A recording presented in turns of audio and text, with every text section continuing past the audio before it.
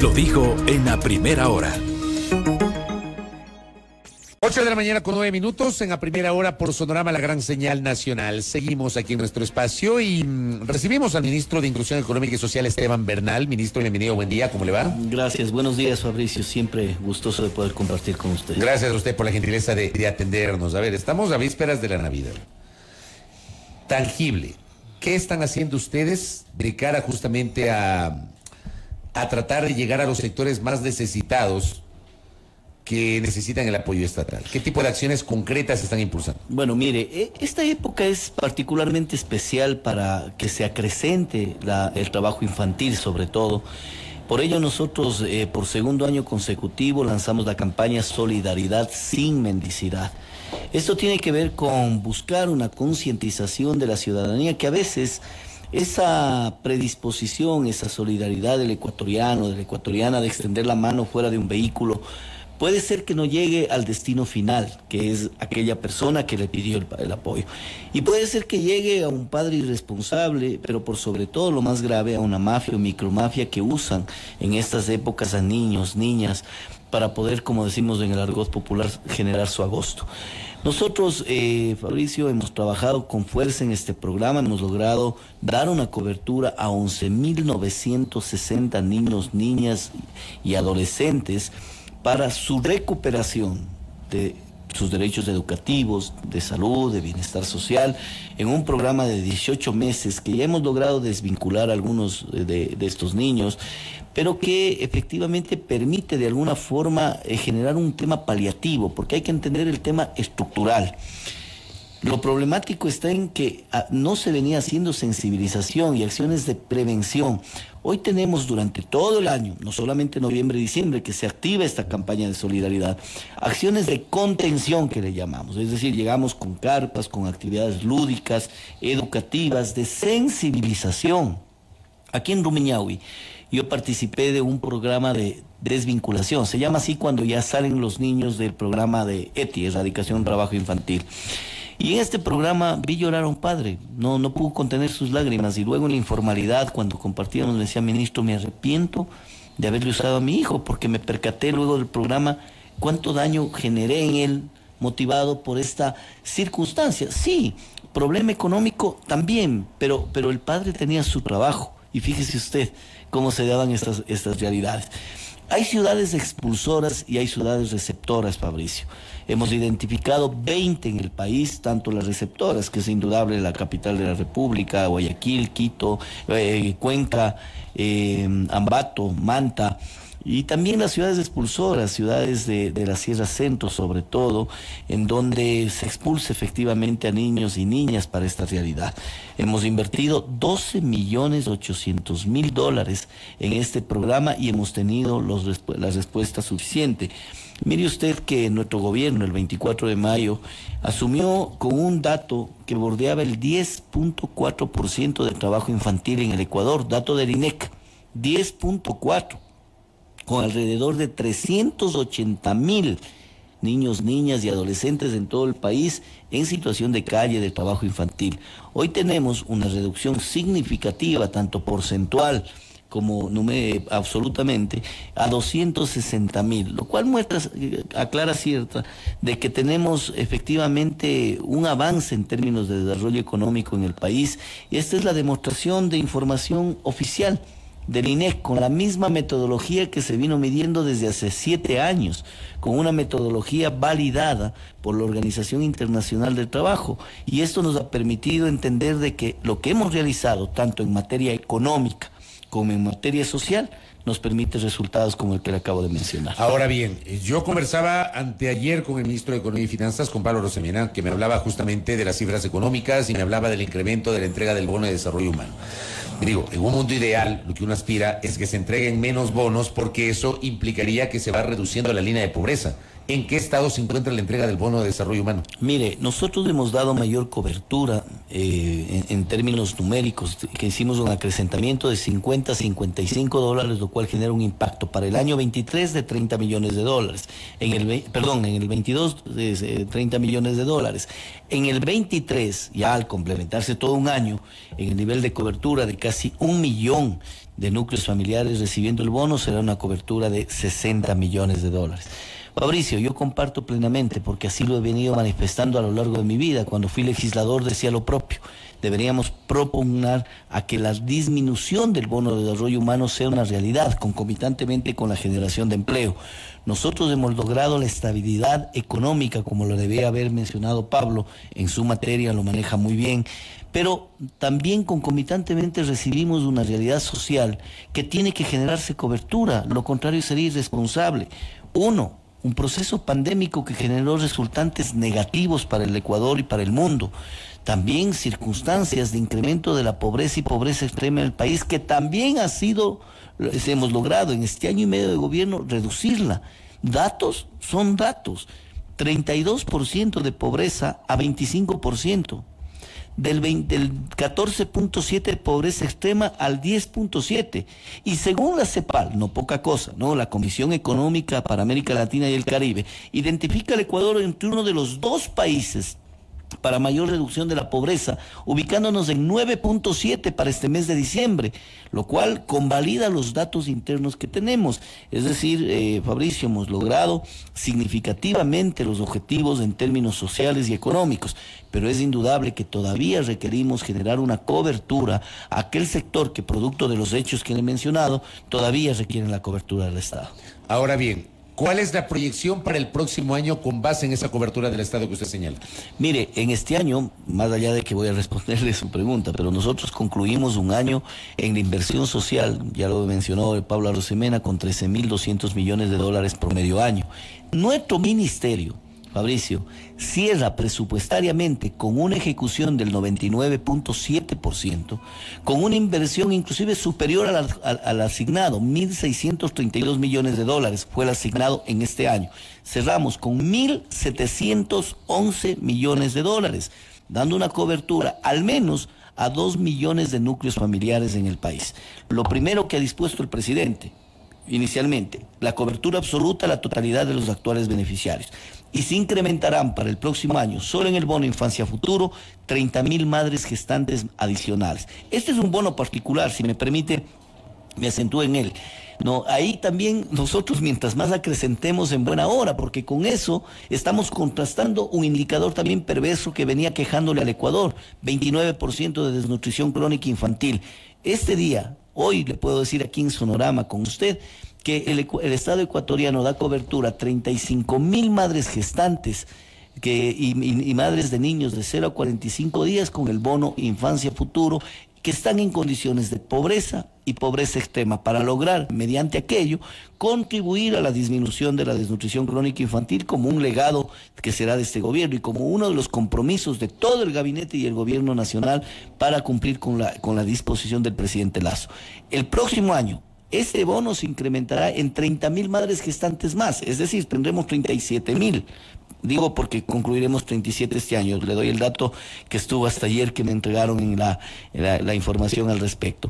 Y el subsiguiente año, 2024, llegaremos al culmine de 85.000 madres gestantes, dándoseles cobertura para el bono Infancia Futuro. De igual manera, Fabricio, vamos a incrementar nosotros la cobertura en servicios para adultos mayores, no bonos, en servicios. Hemos hecho un trabajo exhaustivo, hemos logrado redireccionar para el año 2023 112 partidas, ojo, sin incremento de masa salarial. Redireccionar, como lo que hice en el programa de adopción para lograr disminuir a 9 meses los procesos de adopción en el Ecuador, que ha sido una realidad.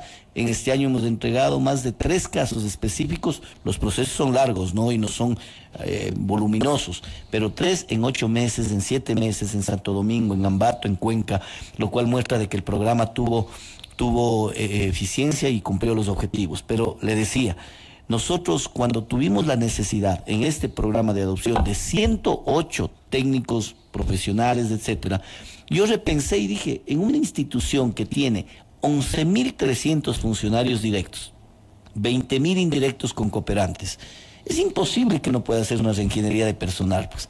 En 2 meses logramos conseguir las 108 partidas. Ahora, para adultos mayores, las 112 adicionales también las hemos conseguido. Perdón, rectifico, no es adicionales, redireccionadas, porque no estamos yendo a incrementar una sola partida más.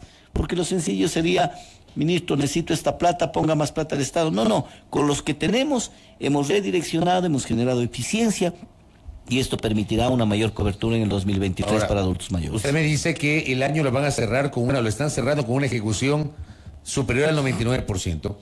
En el caso del Ministerio de Inclusión Económica y Social, me dice que se ha invertido más de 13.000 millones de dólares en el año. En política social, del gobierno nacional. Ok.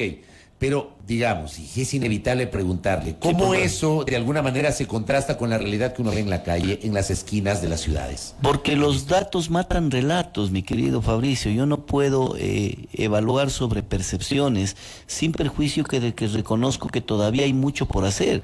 Le acababa de mencionar, aquí le voy a dar el dato, mire. Esta es la realidad. Aquí usted puede ver. Mayo 2021, 386.635. Usted es un periodista muy serio. Es el dato de trabajo infantil. Trabajo infantil. Yeah. Un dato de 10.4. Hoy tenemos 264.926 con un dato de 7.1%. Reducción absoluta. Pero todavía existe la realidad en las esquinas. Pero por supuesto, porque este es un proceso permanente, recurrente. Pero este dato mata relato. Le digo con el corazón, usted es un periodista con quien hemos interactuado por años, desde cuando fui legislador. Yo soy receptivo cuando las circunstancias son difíciles y tenemos que redireccionar. Todo es perfectible en la vida pública, pero el avance significativo en materia económica, que le explicó el ministro de Economía, los resultantes también, de acuerdo a la información del INEC, de 508.000 nuevos empleos adecuados. Alguien me contrastaba tiempo atrás y me decía, ministro, pero eso no dice el 10. A ver, pero identificamos qué significa empleo adecuado, pues. No necesariamente es empleo formal. Empleo adecuado es aquel que supera el salario mensual unificado, mínimamente, ¿no? Y empleo formal es aquel que ha ingresado ya al Instituto Ecuatoriano de Seguridad Social. Empleo adecuado no es lo mismo que empleo formal. No, señor, no es lo mismo. No es lo mismo. A este rato me extraigo de mi calidad de ministro de Inclusión Económica y Social y voy a hablarle como profesional, como economista. Mire, hay una metodología determinada por el propio Organismo Internacional del Trabajo, Organización Internacional del Trabajo, que la viene utilizando el INAC más de 8 años.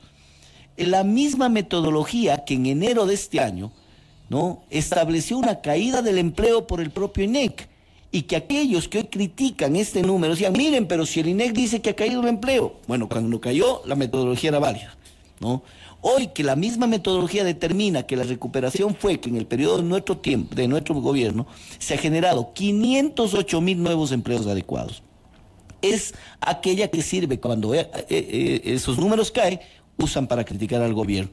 Por lo tanto, esa recuperación de empleo adecuado, reitero, que hay un incremento que está por lo menos sobre el salario mensual unificado. Tanto así, Fabricio, que por ejemplo, en diciembre nosotros habíamos subido como 370.000 nuevos empleos y luego hay una caída en enero.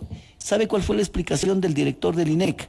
Que inclusive habían aquellas personas que quedaron entre 400 y 424, no llegaban a 425, de acuerdo a la metodología y la investigación del INEC, ya no tenían empleo adecuado, porque claro, estaban por debajo, porque hubo un incremento significativo, como lo que va a haber ahora, de 425 a 450, y seguramente el primer mes tengamos esa realidad y esa caída del empleo adecuado. No sé si me hice entender en términos estadísticos, es decir, para el próximo mes es probable que el empleo caiga, el empleo adecuado. ¿Por qué? Porque aquel que está entre 425 y 449 no tendría empleo adecuado de acuerdo a la metodología del INEC. Porque está por debajo del salario básico unificado. ¿De acuerdo?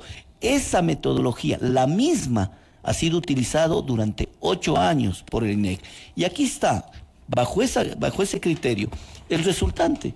Números que también son cuantificables y que además son convalidados por organismos internacionales. ¿Quién podría dudar de lo que acaba de mencionar la Comisión Económica para América Latina y el Caribe, que nos ubica como el segundo país con mayor reducción de la pobreza extrema en el ¿Cómo van a manejar ustedes estos días la situación de la ruralidad? Por ejemplo, en el centro del país, cuando uno toma la carretera panamericana hacia el sur, desde Pichincha hasta Cotopaxi y Tungurahua, uno se suele encontrar con familias enteras de indígenas que piden la Navidad.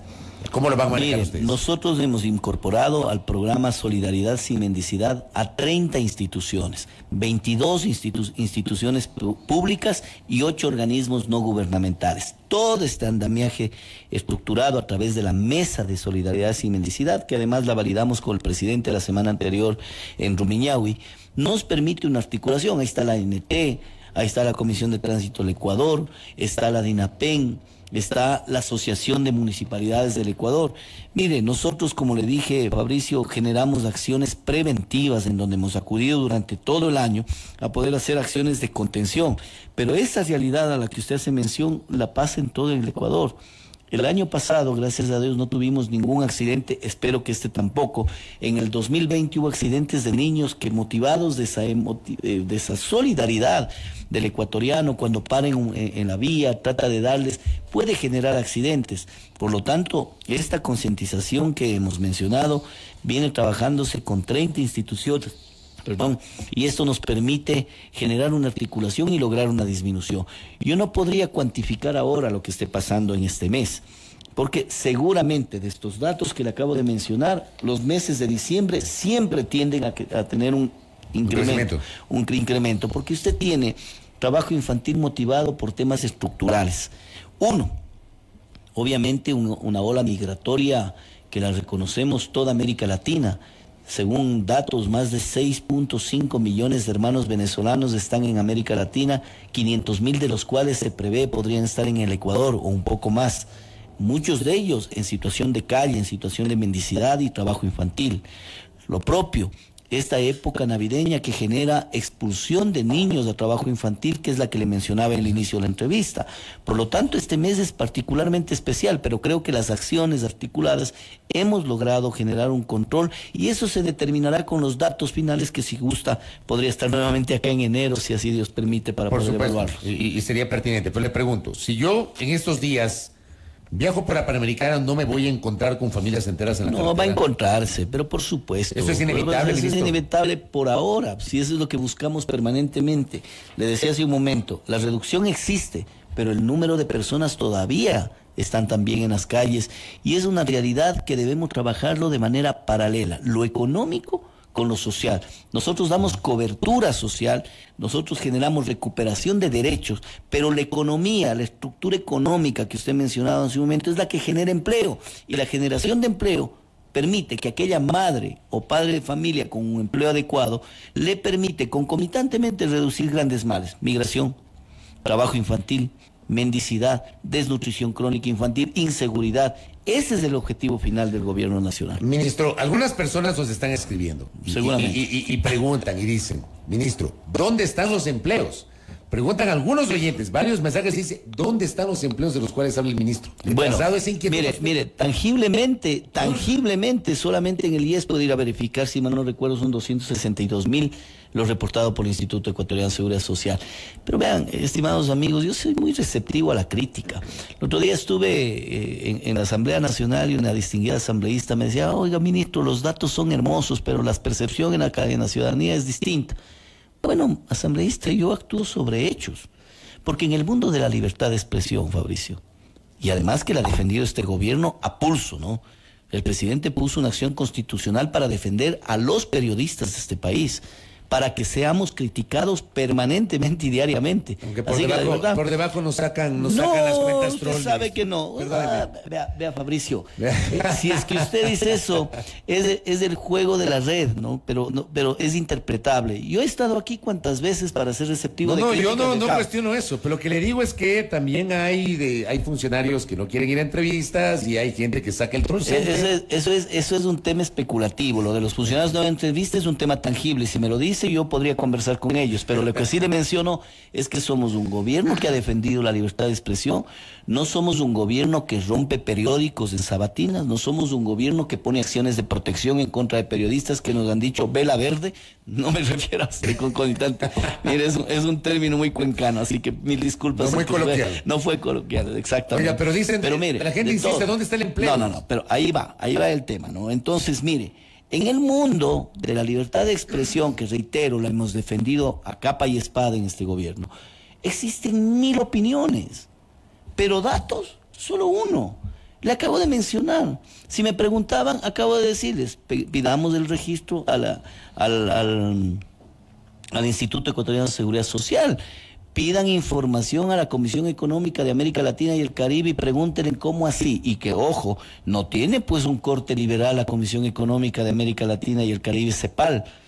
Al menos en lo personal no creo haber identificado un corte liberal a quienes integran este organismo, y sin embargo nos ubica como el segundo país con mayor disminución de la pobreza extrema en América Latina, en la región. De igual manera, el crecimiento de los empleos adecuados que le acabo de mencionar. De lo contrario, no tendríamos una economía puesta en marcha, no tendríamos un mundo de ecuatorianos que también tuvieran la posibilidad de irse a Qatar a ver ese mundial, que gratamente me alegro porque yo creo que esa es una muestra de que la economía también funciona, Fabricio. Es una forma de interpretar la reducción de esta realidad. ¿Usted cree que el hecho de que hayan ido 5.000, 6.000, 7.000 ecuatorianos a Qatar es una muestra de eso? No necesariamente una muestra, pero sí es una tranquilidad de ver también a nuestros hermanos ecuatorianos que tenemos la capacidad de tener poder adquisitivo y competitivo internacional. Verá que es relativo, porque yo me encontré con un montón de gente ecuatoriana en Qatar que no reside en el Ecuador, sino que son migrantes que residen en Estados Unidos, en Europa. Y habrá un montón de gente que reside en el Ecuador también. Sí, pero no creo que ese sea un parámetro. Podría ser, estoy receptivo de su buena inquietud, pero sí le digo que es enormemente satisfactorio ver que la economía se puso en marcha. Mire, Fabricio, las opiniones son Fabricio. Millones, pero yo reitero, cada vez que veamos datos en los que podemos hacer una evaluación tangible, no datos especulativos, sino tangibles, sobre metodologías existentes, no metodologías creadas en este gobierno, metodologías que al mismo gobierno le fueron criticadas. Les reitero, usted recuerda la caída del empleo que determinó el INEC entre enero, febrero y marzo, y que además se identificó por esta realidad metodológica que le mencionaba, sumado al Omicron que apareció en aquel momento, pero que existía. ¿Cuántos actores políticos saltaron a decir, mire la caída del empleo del gobierno del presidente Lasso durante el primer trimestre de este año? Esa misma metodología hoy nos dice 508,000 nuevos empleos, y ahí nos dice, no, pero es que no existen. O sea, cuando la caída se da por esa metodología, esa sí es válida. Cuando el incremento se da por esa metodología, no existe. ¿Dónde está? Hermano, no podemos hablar sobre especulaciones, sino ni percepciones, sino sobre datos. Correcto, ministro Bernal, gracias por el tiempo. A usted. Gracias a Esteban Bernal, que, debo decirlo, es uno de los funcionarios que nunca rehuye una entrevista en este espacio. Le quiero agradecer al ministro por la gentileza de acompañarnos hoy para hablar de su visión respecto del tema de la inclusión económica y social. Gracias al ministro Bernal, 8:32. Primera plana. Todas las noticias, todas las voces.